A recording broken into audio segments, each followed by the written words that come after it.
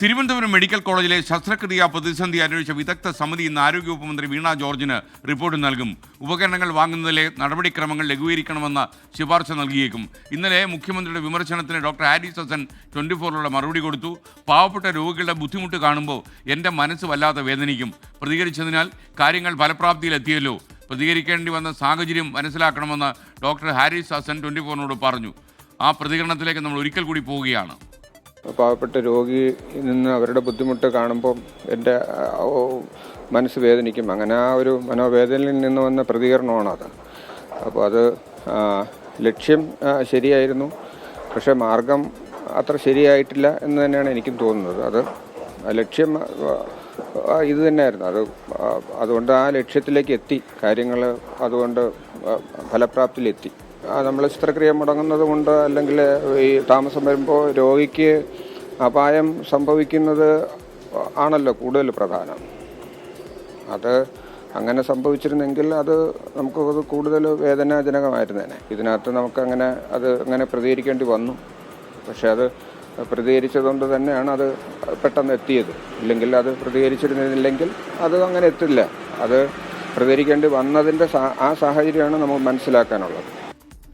രോഗികളുടെ തീരാ ദുരിതം കണ്ട് പ്രതികരിച്ചു പോയ അദ്ദേഹത്തെ നമുക്ക് കുറ്റപ്പെടുത്താൻ കഴിയില്ല. ഡോക്ടർ ഹാരിസ് ഹസൻ പറഞ്ഞത് നല്ലതാണ്. അദ്ദേഹം തന്നെ ഇന്നലെ ഒരു കുമ്പസാരം പോലെ പറഞ്ഞത് ലക്ഷ്യം നന്നായി, പക്ഷേ മാർഗം അത്ര ശരിയായില്ല എന്ന് എനിക്ക് തോന്നുന്നു. പക്ഷേ കടുത്ത ജീവിത യാഥാർത്ഥ്യങ്ങളിൽപ്പെട്ട അദ്ദേഹത്തിന് അത് പറയേണ്ടി വന്നത് എന്നാണ് ഞാൻ മനസ്സിലാക്കുന്നത്. എന്നാൽ ഈ വികാര വിക്ഷോഭം കൊണ്ട് മാത്രം ഒരു മെഡിക്കൽ കോളേജ് അപ്പാടെ കുഴപ്പമാണ് എന്നുള്ളതിൽ പ്രചാരണം ശരിയല്ല.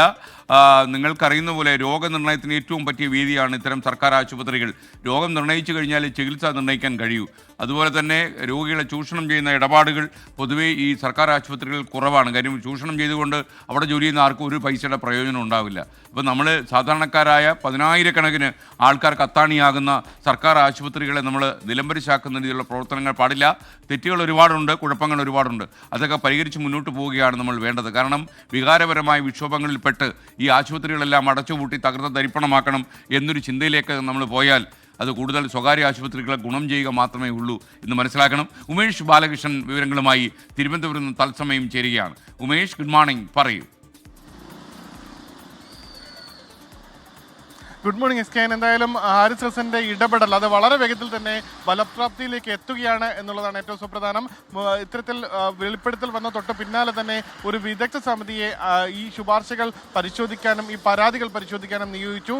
ആലപ്പുഴ മെഡിക്കൽ കോളേജ് പ്രിൻസിപ്പലിന്റെ നേതൃത്വത്തിലുള്ള വിദഗ്ധ സമിതി റിപ്പോർട്ട് ഇന്ന് സമർപ്പിക്കാൻ പോവുകയാണ്. അതിൽ ഏറ്റവും സുപ്രധാനം ഹാരിസ് ഹസൻ പറഞ്ഞ ഒരു പ്രധാന പരാതി ഈ രോഗികൾക്ക് ശസ്ത്രക്രിയ മുടങ്ങുന്ന രീതിയിൽ സാധനങ്ങൾ പർച്ചേസ് ചെയ്യുന്നതിൽ ചില ബുദ്ധിമുട്ടുകളുണ്ട്. അത് പലപ്പോഴും പല സാങ്കേതിക നൂലാമാലകളിൽ പെട്ട് ഉഴലുന്ന ഒരു സാഹചര്യമുണ്ട്. അതുകൊണ്ട് തന്നെ അത് കുറച്ചുകൂടി ലളിതമാക്കണമെന്നുള്ള അഭിപ്രായം അത് വിവിധ ഡോക്ടർമാർക്കുമുണ്ട്, കൂടാതെ ഡോക്ടർമാരുടെ സംഘടനകൾക്കുമുണ്ട്. ഈ സാഹചര്യത്തിൽ ഏറ്റവും പ്രധാനമായി സംഘടന പരിശോധിച്ചത് വിദഗ്ധ സമിതി പരിശോധിച്ച് എങ്ങനെയാണ് ഈ ശസ്ത്രക്രിയാ ഉപകരണങ്ങളടക്കം നേരിട്ട് സർക്കാർ സംവിധാനങ്ങൾക്ക് വാങ്ങുന്നതിന് ഈ നടപടിക്രമങ്ങളുടെ നൂലാമാലകൾ ഒഴിവാക്കാൻ കഴിയുന്നത് എന്നുള്ളതാണ്. അതുമായി ബന്ധപ്പെട്ട ശുപാർശകൾ ഈ സമിതി സർക്കാരിന് മുന്നോട്ട് വയ്ക്കും. എന്തായാലും അന്തിമ തീരുമാനമെടുക്കേണ്ടത് സർക്കാരാണ്. എങ്കിലും ഹാരിസ് ഹസൻ ഉന്നയിച്ച പ്രശ്നങ്ങൾക്ക് ഒരു പരിധിവരെ പരിഹാരം കാണാൻ പോവുകയാണ്. എന്തായാലും ഇന്ന് വിദഗ്ധ സമിതി റിപ്പോർട്ട് സമർപ്പിക്കുന്നതോടുകൂടി തന്നെ അതുമായി ബന്ധപ്പെട്ട തുടർ തീരുമാനവുമായി സർക്കാർ മുന്നോട്ട് പോകും. ഇതിൽ ചില ക്ലറിക്കൽ കൗണ്ടർ ഫയലുകളിൽ എഴുതുന്നതാണ് പലപ്പോഴും ഈ നടപടിക്രമങ്ങൾ മുന്നോട്ട് പോകാതെ. പ്രത്യേകിച്ച് ഈ ഹാരിസ് ഹസൻ ഉന്നയിച്ച വിഷയങ്ങളിലേക്ക് വരികയാണെങ്കിൽ ഒരു രോഗിക്ക് അവിടെ പ്രധാനമായി ഒരു ശസ്ത്രക്രിയാ ഉപകരണം വാങ്ങുമ്പോൾ ആ ഉപകരണം വാങ്ങുന്നതിൻ്റെ മുൻതവണ വാങ്ങിയതിനേക്കാൾ കുറച്ചുകൂടി തുക ഇപ്പോൾ കൂടിയിരിക്കുന്നു. ആ സാഹചര്യത്തിൽ അതിന് ഒരു വിശദീകരണ കുറിപ്പ് എഴുതാൻ ഫയൽ വീണ്ടും ഒന്നിലധികം തവണ മേളിലേക്കും താഴേക്കും പോയി എന്നാണ് പറയുന്നത്. ആ രീതിയിൽ പോയത് കൊണ്ടാണ് ഇത്തരത്തിൽ കൃത്യസമയത്ത് ശസ്ത്രക്രിയാ ഉപകരണം വാങ്ങുന്ന രീതിയിൽ താമസമുണ്ടായത്. അത്തരത്തിലുള്ള നൂലാമലകൾ ഒഴിവാക്കാൻ വേണ്ടിയുള്ള നടപടിക്രമങ്ങൾ ലഘൂകരിക്കുക എന്നുള്ളതാണ് ഈ വിദഗ്ധ സമിതി ശുപാർശ ചെയ്യുന്നതിൽ ഏറ്റവും സുപ്രധാനം.